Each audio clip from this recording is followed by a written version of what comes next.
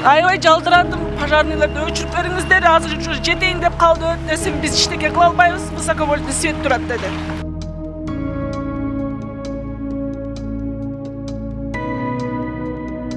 Өзüm çürüp çıkıp gitkenimizde.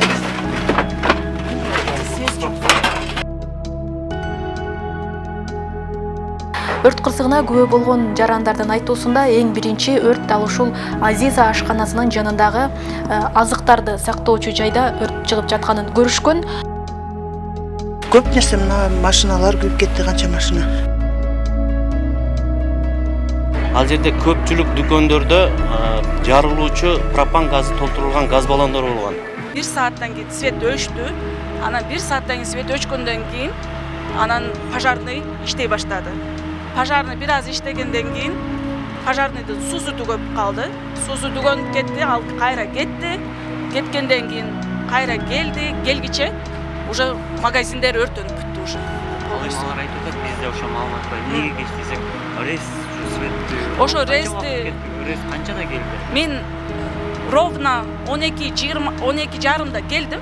12:30 келгенде бирден өтүп туруп анан өчүрүштү да светтичи. Бул жакка мен кирип көрөйүн дедим. Бул жакка магазиниме өрт түшө элек болчу. Мен кирип нерселеримди алып чыгайын деп өзүмдүн алып чыгайын десем, милиция балдар, пожарныйлар мени киргизбей коюшту да. Анан киргизгенде мен хотя бы кичине жарымын өзүм алып калмакмын. Бул магазин шаардын эң алдыңкы магазиндер болгон үчүн аябай чоң күйүп кетти, көп нерсе. Болчолу менен, не знаю, оборот аябай чоң оборот болчу. Кредиттери алынган болчу. Кече жакында үйүмдү сатып дагы киргизген болчум. Акчаны эми билбейм эмне болот. 1 саат эч нерсе калбай карап туруп калдыңыздар. 1 саат эмес, 40 мүнөт магазин күйбөй турду. Аябай жалдырадым, пожарныйларды өчүрүп бериңиздер, азыр жетейин деп калды десем, биз иштеке кыла албайбыз, высоковольтный свет турат деди. Анан мен кирейин, хотя бы алып чыгайын десем, жок эже кирбеңиз деп киргизбей коюшту. Ошол. Демек сактап калса болот деп. Бирок сактап калса болот эле, хотя бы половина болсо мен өзүм деле бул жерде жолдошум экөөбүз кирип алып чыгайык дедик, болбой калды да. Киргизбей коюшту бизди просто. Бирок ачса ким билет, билбейм да мен эмне болот экен. Ошо. Бирок эмнеси жаман болду, баягы пожарныйдын шалактыгы болду бул жердечи, потому что туруп өчүрө алышкан жок, же рез дагы өчүрбөй койду. Ошол. Я не знаю, эмне болот экен. Анан кредиттер бар болчу. Ал кредиттерди кантип эми төлөйбүз биз? Элдин баары билет, бизде видеолор бар, жаңы магазинде бүт бардыгы бар болчу. Кече акыркы завозду саат 9-га киргизип коюп анан кеткен болчу. Налогду убагында төлөйбүз. Биз эмне себептен налогдорду төлөйбүз? Огромный суммаларды төлөйбүз. 15 000 деп, айына 15 000. Bir магазинге 15 000, bir магазинге 20 000 деп төлөйбүз. Анан эмне? Кичине мамлекет бизге ушинтип өртөнүп аткан нерсени дагы өчүрүп бере албаса, эмне себептен биз ушинтип жүрөбүз?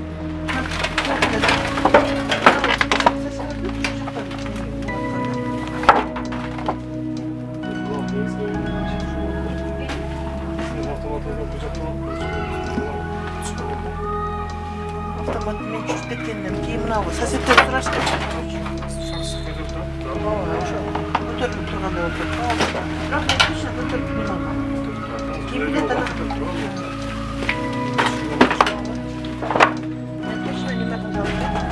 Мынадан өчүргөндө мен ана эжеге жаңы келген эже бар. Ошону мынадан түшүрбөй эле койгула, буну баары бири мынтип отурбай. Мынадан жокчу түшүрүп койгула деп мынаны өзүм түшүрүп чыгып кеткенбиз да.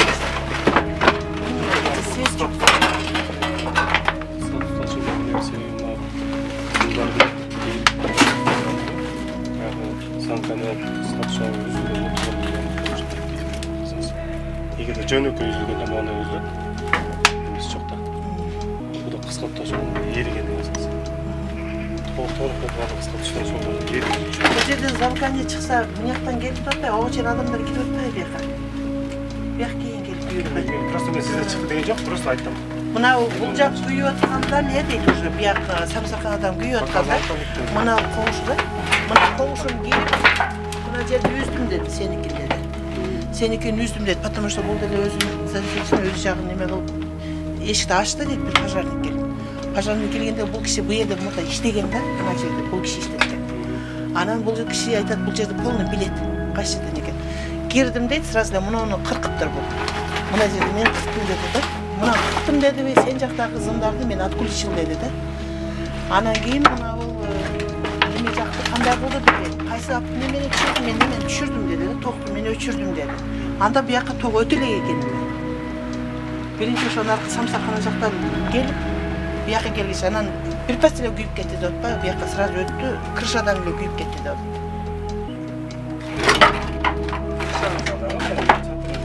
Крыша жок, крыша түшүп эмес да. Крышанын ичинде потолок. Потолок ушул жакшы болду. Ушунан бияңда краска бар. Бул бирге союздун немеси боюнча да. Ушулар жагынан ошол потолок ушул түшкөн. Онун үстүндө айтат эле ысык бул жер, аппликаган дейт эле да.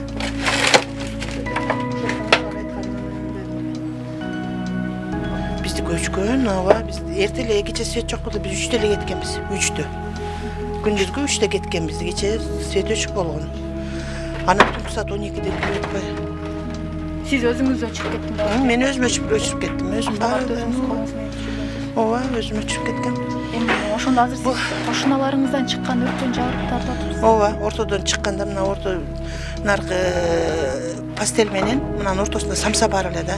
Ошо ортодон чыкты да алчат, баардык эле коңшулар ошо көргөн биринчи мына соседим сиздерди. Биринчи ошол жерден чыкты деп атпайбы. Ол чыккандан кийин эле бул эшиктерди пожарный келип бузганда эле кирип мыналарды үздүм деп атат. Буяка кийин акыркы күйгөн буякчы. Сиз ошондо канча зыянга учуп атасыз? Билбейм да, мен ишканам полный ушу кармага тутканым бардыгы ушу жерде эле ишим. Көп нерсе мына машиналар күйүп кетти, канча машина. Холодильниктер бар эле. Көп нерсе бар эле. Болжолду билбейм, азыр айта албайм. Канча адамды жумуш менен? Биз экөөбүз эле иштейт элек. Экөөбүз иштейбиз, анан кийин бир кызым, кичинекей кызым базар күндөрү келип жардам берет эле да. Эмне жумуш болчу ошол жөнүндө айтып кетиңиз? Борсок бишират элек. Борсок. Заказ боюнча. Заказ боюнча.